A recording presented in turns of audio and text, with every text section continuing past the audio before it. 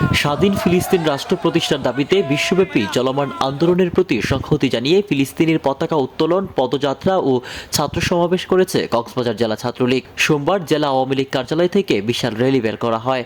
জেলা ছাত্রলীগের সভাপতি এস.এম. সাদ্দাম হোসেন ও সাধারণ সম্পাদক মারুফ আদনানের নেতৃত্বে অনুষ্ঠিত পদযাত্রায় জেলা ছাত্রলীগের হাজারো নেতাকর্মী জাতীয় ও ফিলিস্তিনি পতাকা নিয়ে সস্ফূর্ত অংশ নেয়।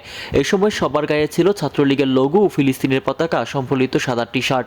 হাতে হাতে শোভা পায় ফিলিস্তিন ও লাল সবুজের পতাকা।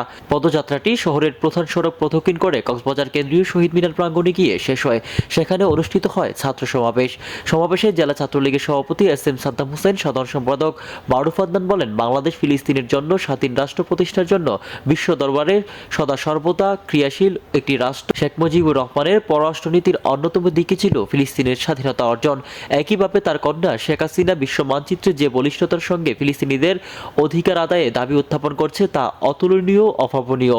এ সময় জেলা ছাত্রলীগের সাবেক সভাপতি নুরুল আজিম কনক, জেলা স্বেচ্ছাসেবক লীগ নেতা কাজী রাসেল আহমেদ ও জেলার বিভিন্ন উপজেলা থেকে আগত ছাত্রলীগের বিভিন্ন নেতৃবৃন্দ এ সময় উপস্থিত ছিলেন। মাননীয় প্রধানমন্ত্রীর সেই মানবিক ছাত্র সংগঠন বাংলাদেশ ছাত্রলীগ আজ বিশ্ববর্বরতার যে ফিলিস্তিন ইস্যু, সেই ফিলিস্তিন ইস্যুতে ছাত্রলীগ মানবিকতার দিগন্ত রচনা করেছে।